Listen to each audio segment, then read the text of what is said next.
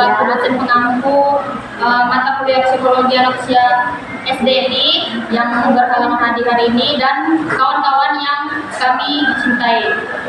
Kami dari kelompok 3 di sini akan mempresentasikan materi tentang perkembangan emosi pada anak SD ini yang akan disampaikan oleh pemateri utama yaitu Rinka. Baik, sebelumnya di sini akan menjelaskan tentang pengertian perkembangan emosi. Nah, perkembangan emosi mengacu pada bagaimana seorang tumbuh dan berubah sepanjang hidupnya. Oke, biasanya peserta didik merupakan makhluk yang berada pada proses perkembangan dan pertumbuhan. Emosi perkembangan memiliki arti sebagai sebuah proses yang bersifat kualitatif dan penyempurnaan fungsi psikologis seorang siswa didik. Kalau emosi berasal dari kata emover yang berarti mencerca. Emosi ini diartikan sebagai suatu proses dorongan terhadap sesuatu. Emosi ini bisa dimaknai dengan suasana penggejolakan dalam proses penyesuaian diri yang berasal dari bagian diri sendiri. Nah, definisi perkembangan emosi itu bisa saja diartikan bahwa perkembangan emosi ini merupakan suatu keadaan yang kompleks yang dialami oleh diri kita. Misalnya, biasanya untuk anak sekolah dasar itu masih belum bisa mengenal perkembangan emosinya. Untuk anak kelas 1 biasanya mereka marah aja, mereka nggak tahu marahnya kenapa. Mereka nangis, mereka masih pemikiran nangis itu kenapa, sesuatu apa yang membuat mereka nangis. Nah,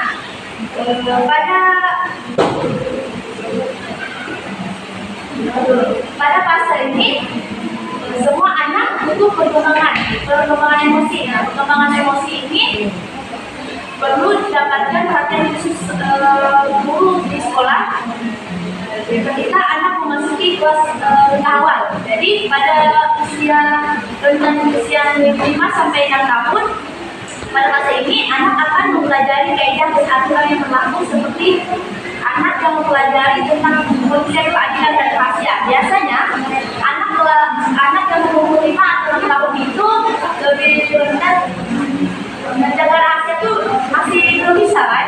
Dan mamanya masih tahu dia, misalnya kita melakukan perselingkuhan, misalnya mama ini mau ngasih tahu dia bahwa keluarga ini lagi ada sebuah masalah, tapi dia ini masih nggak bisa menjaga rahasia itu, kan? Kalau orang tanya lagi dia pasti dia menjawab yang sebenarnya apa yang didengarkannya, masih belum bisa menjaga apa rahasia yang sudah dikasih sama orang di balik dia, kan? Nah, terus pada usia 6 tahun, anak-anak mulai memahami konsep emosi yang lebih kompleks, seperti menunjukkan sifat kecemburuan, kehilangan, serta rasa kesedihannya. Nah, pada usia 6 tahun ini, anak-anak itu udah mulai bisa cemburu.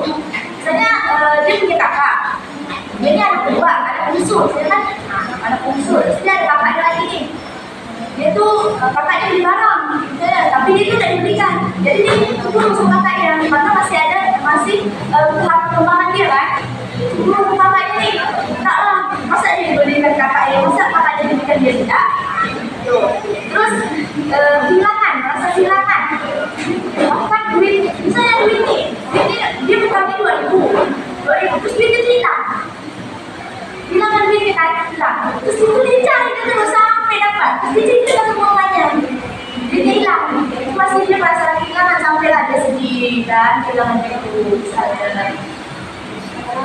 Terus pada usia 7 sampai 8 tahun, perkembangan emosi anak telah menginteralisasi rasa malu dan bangga. Nah, pada dalam 7 sampai 8 tahun ini biasanya anak SD itu udah bisa merasakan malu. Ini biasanya terjadi pada anak saat lomba. Nah, kalau dia pilih untuk mewakili kawan untuk lomba dulu, itu ada rasa malu yang dalam diri dia. Udah gak bisa malu. Kalau masih di bawah itu kan, kalau teman-teman itu tantang ya. Jadi kayak gitu lah. Anak selanjutnya tuh anak usia 9 sampai 10 tahun.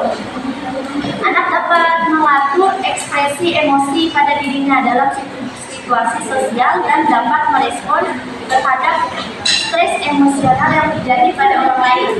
Nah, selain itu, anak dapat mengontrol emosi negatif seperti takut dan sedih. Anak belajar apa saja yang membuat dirinya sedih, marah, takut, juga belajar beradaptasi agar emosi tersebut dapat terkontrol. Jadi pada umur anak dari 9 dan 10 tahun ini, mereka sudah mulai mengerti apa artinya takut, artinya berdrama, bahwa itu bisa mengontrol dirinya sendiri. Tidak bisa kayak kalau ada sesuatu yang bikin emosi, dia tidak bisa mengontrol dirinya. Emosi pun harus dibantu oleh orang lain juga. Pada masa 11 sampai 12 tahun, pengertian anak tentang hal yang boleh kita dulu tentang norma-norma aturan serta nilai-nilai yang berlaku di lingkungannya menjadi bertambah dan juga lebih fleksibel. Tidak selalu pada usia masih kanak-kanak awal, mereka mulai memahami bahwa penilaian baik dan buruk atau aturan-aturan dapat dibuat tergantung keadaan dan situasi yang berbeda. Nah, pada usia 11 sampai 12 tahun ini mereka udah mulai ke jenjang remaja awal. Pokoknya pada masa 11 sampai 12 tahun ini mereka udah mengerti arti dan perkembangan emosi mereka. Mereka udah bisa mengontrol dan tanpa bantuan orang lain lagi, mereka udah bisa mengatur tingkat emosi mereka, baik yang baik ataupun yang buruk. Tadi emosi ada yang baik dan ada yang buruk juga. Mungkin itu saja yang dapat saya sampaikan tentang pengertian emosi. Selanjutnya saya memberikan kepada Baik, materi selanjutnya yang akan disampaikan oleh saya sendiri.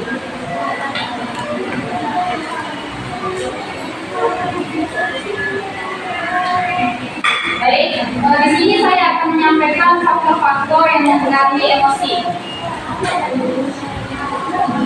Faktor yang mempengaruhi emosi di sini terbagi menjadi dua, yaitu eksternal dan internal.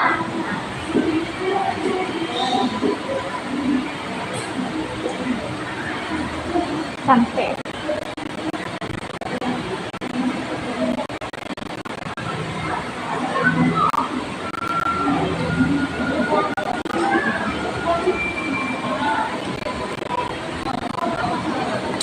Cantik sikit muka tuh. Cantik sikit muka tuh. Ya.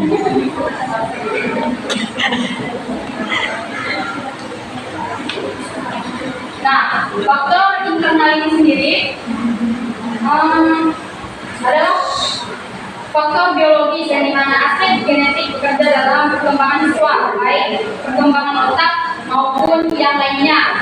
Siswa dapat memainkan peran yang dalam kecenderungan mereka terdapat emosi. Nah, sedangkan otaknya sedang berlangsung pada anak sekolah dasar dapat mempengaruhi kemampuan mereka dalam mengenali, mengatur serta menentukan emosi yang tepat. Ini faktor biologis ya.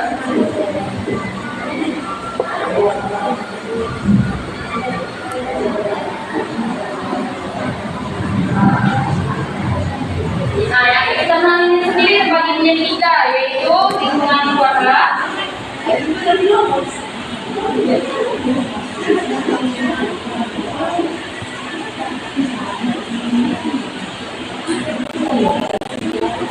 yang kedua itu ada lingkungan sekolah,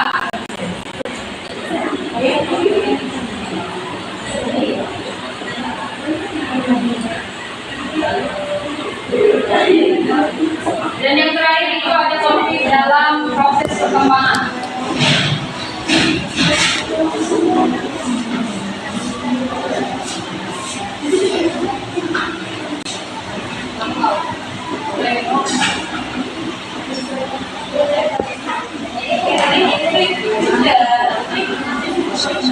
Nah, dalam lingkungan keluarga ini memiliki peran penting dalam dalam emosi anak, yang dimana itu dilihat dari pola asuhnya. Nah, interaksi keluarga dan kualitas hubungan antara orang tua dan anak dapat berpengaruh bagaimana sih pengelolaan emosi pada anak ini. Nah, terus lingkungan keluarga yang memberikan dukungan emosional yang memadai serta komunikasi yang terbuka dan disiplin serta konsisten dapat membantu siswa dalam mengembangkan keterampilan emosional yang baik. Dan juga itu ada lingkungan sekolah. Nah, lingkungan sekolah ini sangat berpengaruh penting dalam perkembangan siswa. Iklim sekolah, yang mana ini maksudnya bagaimana situasi lingkungan sekolah itu pertemanan. Nah, dari guru itu sendiri, serta adanya program pengembangan emosi dapat membantu siswa merasa aman. Namun sebaliknya, jika lingkungan sekolah yang tidak mendukung dan cenderung adanya tekanan sosial yang tinggi, nah itu tuh bisa menyebabkan siswa pada dampak negatif dalam perkembangan emosinya. Nah, yang terakhir itu ada konflik dalam proses perkembangan. Setiap fase yang dilalui oleh anak akan mengalami konflik dan biasanya anak akan selalu susah dalam menyelesaikan konflik tersebut. Namun apabila anak tidak menjumpai adanya konflik selama perkembangan, maka kemungkinan besar anak akan mengalami gangguan emosi. Baik, mungkin seperti yang dapat saya sampaikan. Selanjutnya akan disampaikan oleh pemateri ketiga, yaitu Aramisa. Yes.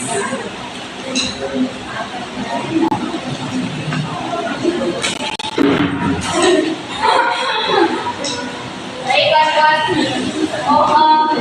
Saya mohon maaf dengan kecil.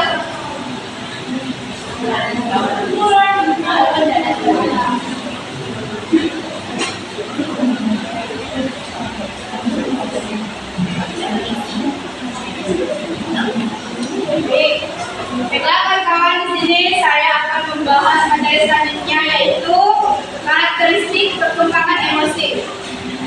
Baik, pertama-tama saya akan memberikan perkembangan emosi pada anak bukan hanya tentang kemarahan, tetapi juga perasaan pada umumnya yang dirasakan saat melakukan atau mengalami sesuatu. Di sini ada beberapa karakteristik perkembangan emosi yang akan saya jelaskan. Yang pertama itu adalah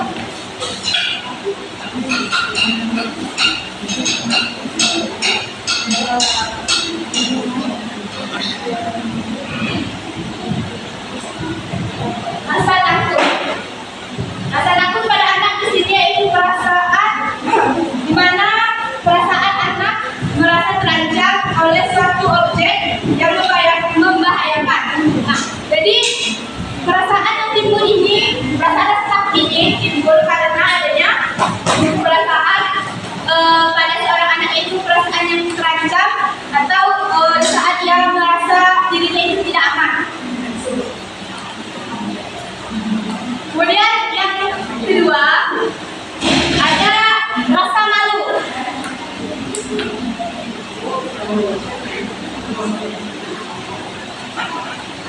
Rasa malu ini bukan hanya sebenarnya bukan hanya terjadi pada anak tetapi terjadi pada orang dewasa juga. Tetapi di sini saya akan membahas tentang lebih kepada anak. Rasa malu ini biasanya dikarenakan kurangnya tingkat sosial pada seorang anak. Misalnya nih, biasanya kan di rumah ada seorang anak yang introvert gitu, jarang bertegur dengan orang tuanya gitu kan, jangan bertegur dengan orang tuanya, dengan orang lain saja dia itu tidak mau mengobrol. Nah, itu yang menunjukkan rasa malu pada anak, sehingga kurangnya rasa percaya diri atau tingkat sosialnya itu kurang. Baik, yang ketiga selanjutnya ada rasa khawatir.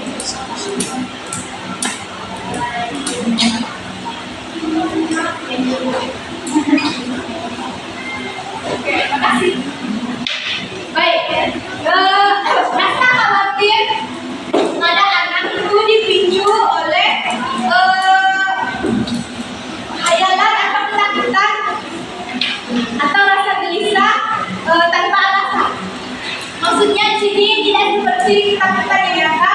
Rasa khawatir tidak langsung ditimbulkan oleh rekanan dalam lingkungan, tetapi merupakan produk atau suatu kekhawatiran pada anak sendiri. Rasa khawatir pada anak bisa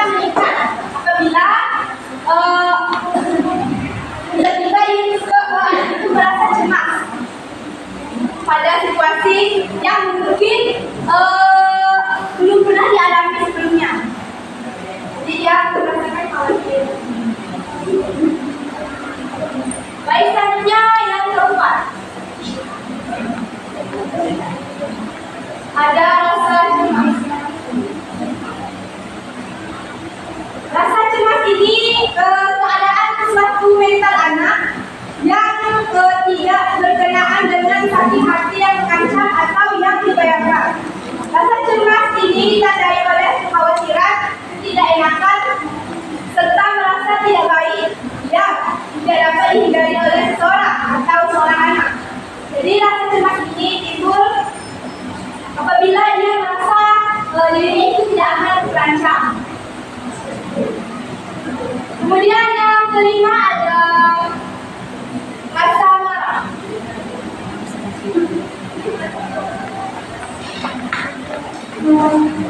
Rasa marah ini ekspresi yang lebih sering ditekankan pada masa kanak-kanak. Jika dibandingkan dengan rasa takut, alasannya karena sebuah rasa yang menimbulkan lebih banyak marah dan pada usia yang dini anak-anak mengetahui bahwa kemarahan merupakan cara efektif untuk mereka mengeluarkan ekspresi gitu. Rasa marah ini bisa timbul karena bisa mereka merasa takut, merasa malu atau merasa khawatir dan merasa cemas. Jadi cara mereka mengekspresikan semua atau perasaan itu dengan mereka marah. Biasanya ada itu disebut tantrum. Tahu kan semua teman-teman? Tahu. Tahu kan teman-teman? Tahu kan? Terima kasih. Kemudian keenam, rasa cemburu.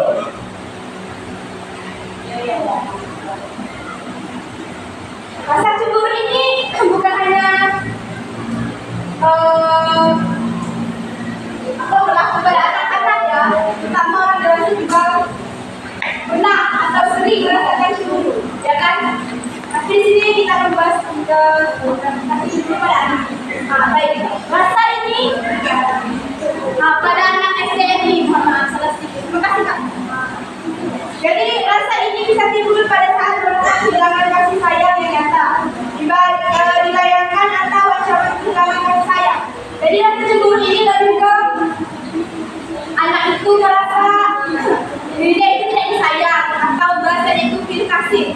Apalagi pada anak usia ini atau SDNI, maksudnya maaf salah. Usia SDNI, rasa hatinya itu sensitif sekali. Apabila misalnya yang satu ini disayang dan yang satu tidak, maka dia akan merasa cemburu. Kemudian yang ketujuh, adalah rasa gembira.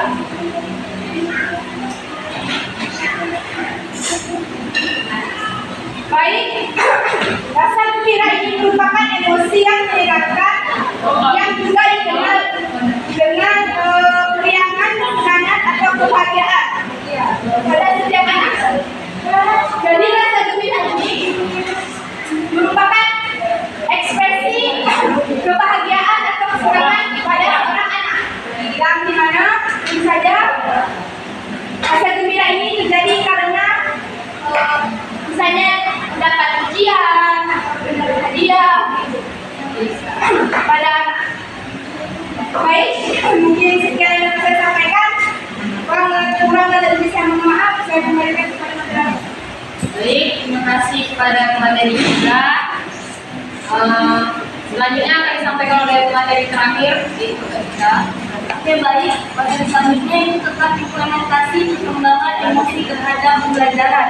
Nah, jadi yang dimana perkembangan emosi pada siswa atau pada sekolah dasar itu kan wajib kita ketahui atau perlu kita ketahui karena pentingnya belajar di sekolah dasar itu anak SD ini perlu interaksi dengan teman-teman saya atau teman-teman dewasanya. Karena untuk anak-anak SD itu sesi. membuat emosinya tuh kayak Sesi stabil, tadi. apalagi emosinya bisa mempengaruhi siswa dalam berinteraksi Soalnya satu sosial, kelompok. untuk motivasi serta Soalnya satu memberikan kelompok. kemampuan untuk mengatasi tantangan yang ada. Dua sesi tanya jawab. Nah, jadi ini ada pengenalan emosi. Nah, jadi kalau di dalam pengenalan emosi itu pengembangan emosi yang baik itu emosi yang negatif maupun emosi yang positif. Nah, seperti biasanya kan anak SD biasa tuh apa sih pengenalan emosinya itu dari cerita atau dari bermain. Kenapa saya bilang dari cerita atau bermain? Contohnya anak kecil, kalau kita lagi cerita sama mereka, itu pada saat kita tidak mendengarkan mereka bercerita, pasti mereka akan menangis, akan marah, akan merajuk biasanya. Nah, jangankan anak kecil, karena orang dewasa aja kalau tidak didengarkan ceritanya dia akan marah, dia akan emosi sama, anak kecil juga sama. Nah, kenapa saya bilang juga ada bermain? Karena di sini pengenalan emosi itu bukan cuma dari cerita, tetapi dari bermain. Nah, saat dia bermain, dia tahu dia bisa mengendalikan emosinya atau tidak. Karena pada saat dia bermain, otomatis banyak permainan yang dimainkan. Pada saat dia bersama teman-teman, ya mainan yang dia suka dengan teman-temannya, apakah dia bisa mengendalikan emosinya? Nah, jadi kita bisa mengenali anak saat dia emosi saat bermain. Dan yang kedua itu ada pengelolaan emosi. Dan pengelolaan emosi itu adalah disebabkan contohnya nih, harus mampu menguasai emosi. Jadi guru di sekolah harus mampu mengembangkan emosi siswa, mengendalikan kehidupan siswa untuk lebih baik lagi. Nah, kenapa harus ada pengelolaan emosi? Karena jika tidak dikelola atau tidak diatur emosi tersebut, maka guru tidak akan bisa mengendalikan emosi ini. Yang ketiga itu ada pemahaman emosi. Nah, siswa yang memahami emosi juga memiliki kemampuan yang lebih baik dalam berinteraksi dengan teman sebayanya. Nah, terus berdasarkan pembelajaran, jadi guru yang memahami siswanya lagi emosi. Jadi harusnya tuh guru itu jangan malah marahin, tapi malah dikasih support tuh.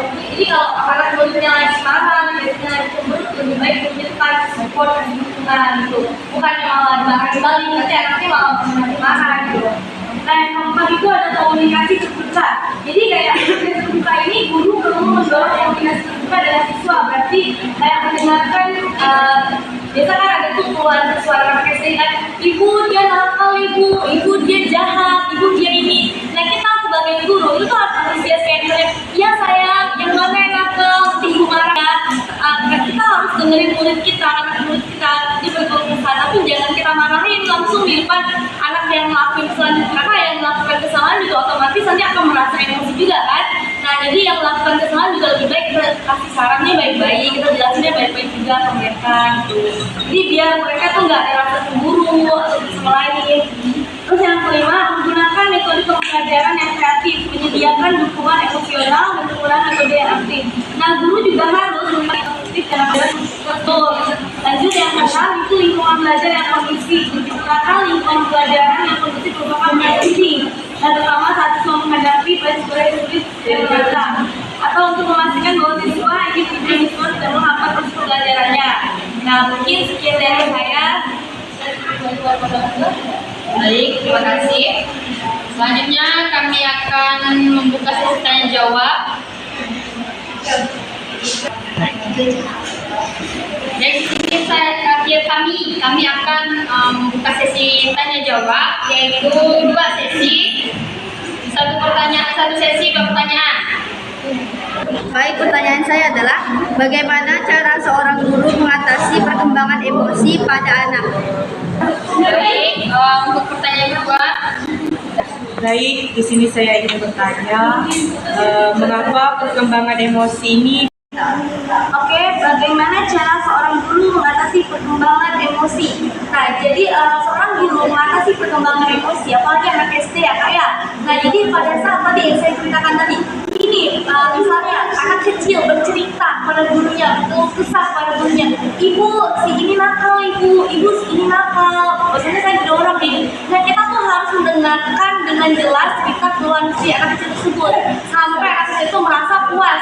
Bahwasanya oh iya, berarti guru saya mengerti keadaan dia, guru saya kayak memahami apa yang dia rasakan. Tetapi pada saat dia mengadu, nah kita juga harus kondisikan, kita harus menegur siswa yang telah kacau dia tadi ya, maksudnya kayak ganggu dia tadi, kita tegurnya.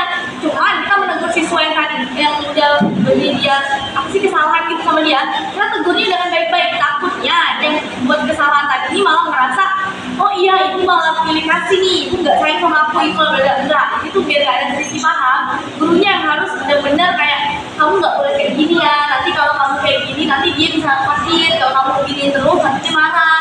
Nah coba dibalik, kalau kamu kayak gini kayak gimana gitu. Jadi seorang guru harus bisa memantau keadaan emosi siswanya gimana ya kayak. Kalau kita hanya mendengarkan dari guruan satu aja, yang satu nggak bisa kita dengarkan, nggak ada klarifikasi. Ini paham ya? Baik, selanjutnya pertanyaan dari Karina akan dijawab oleh Arisa. Baik, pertanyaan Karina tadi, mengapa perkembangan emosi penting bagi pertumbuhan seorang? Baik, perkembangan emosi sangat penting bagi pertumbuhan seseorang karena seseorang anak berkembang karena pada pertumbuhan seorang anak itu emosi memainkan peran mendasar dalam membentuk kepribadian, pengambilan keputusan dan interaksi sosial. Jadi sangat penting Kak, karena kalau seorang anak itu tidak memiliki perkembangan emosi atau tidak memiliki emosi tersebut, anak itu mungkin bisa dipertanyakan apakah dia itu perkembangan emosinya terganggu atau tidak. Jadi solusinya jangan membuat anak suka marah. Kamu pelan-pelan dinasihati. Jangan mentang-mentang perkembangan emosi ini Tidak, itu kan jika itu tidak ada perkembangan emosi. Kan kita ini kan ada yang namanya psikiater, psikologi. Kalau seandainya dia mandi dengan anak ini emosinya tuh tidak jelas, itu kita tidak bisa nengok dia ini lagi marah, sedih atau senang, gimana datar ya gitu kan. Itu tuh bisa kita datang ke psikologi, kita tanya ini gimana, ini apa emosinya tuh tidak nampak gitu, tidak jelas gitu. Gangguan emosi itu punya gangguan emosi, jadi abstrak tidak jelas. Jadi periksanya itu ke Psikologi.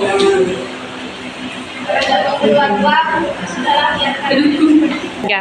Baik, pertanyaan selanjutnya sesi tanya jawab kedua, Bang Naima.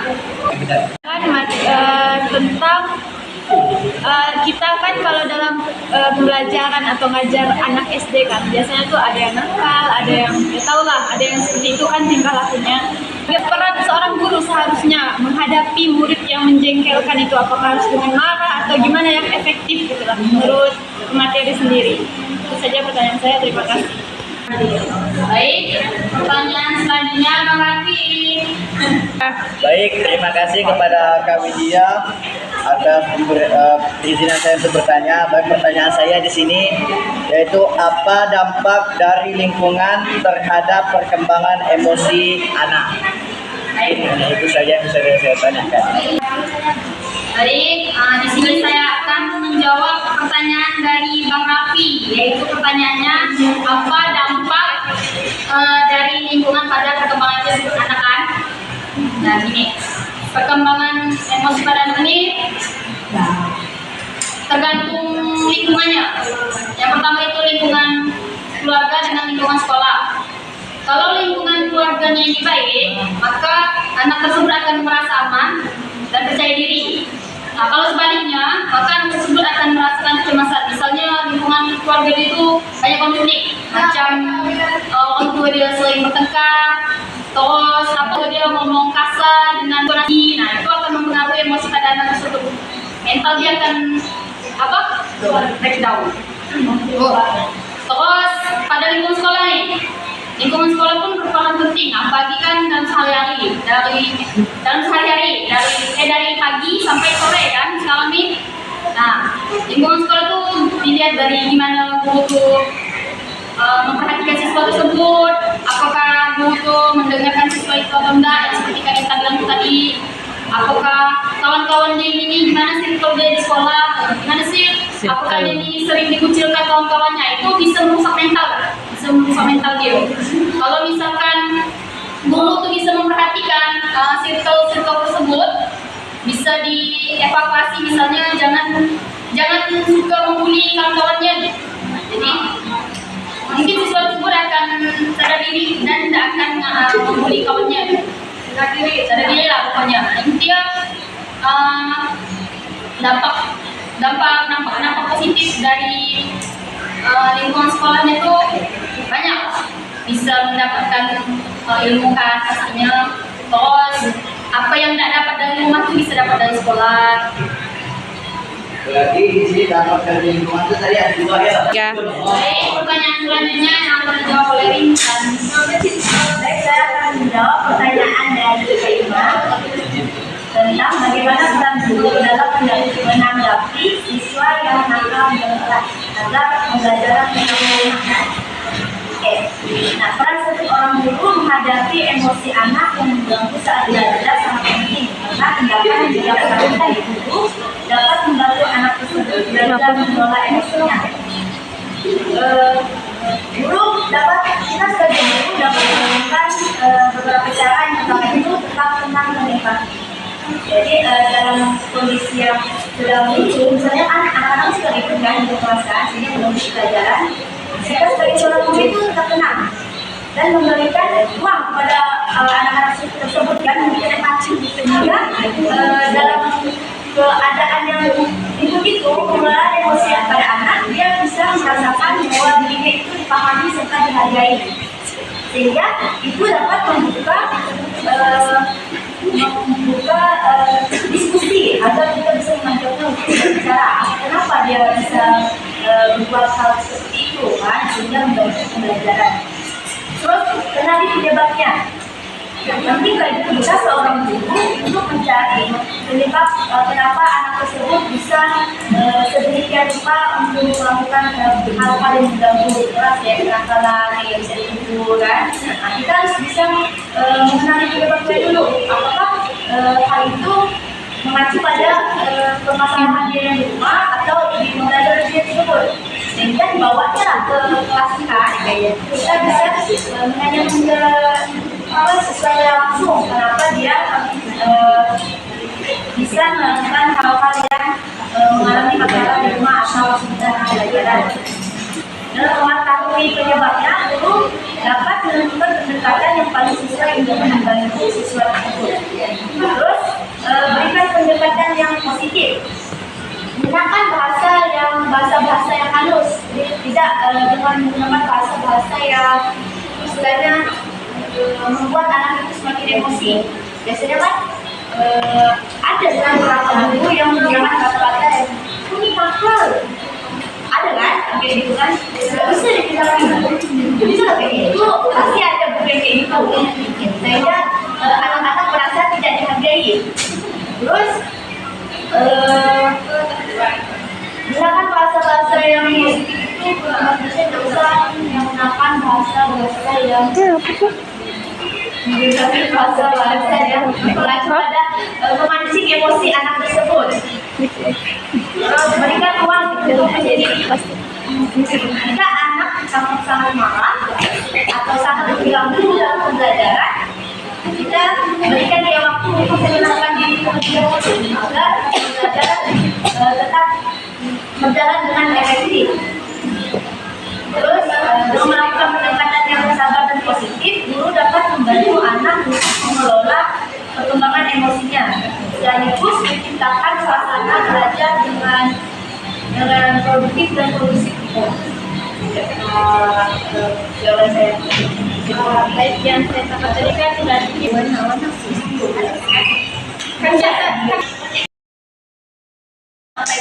Terima kasih pada kawan-kawan yang sudah bertanya, dan maaf jika ada kekurangan dan kesalahan. Kami turut undur diri. Sekian, wassalamualaikum warahmatullahi wabarakatuh. Waalaikumsalam.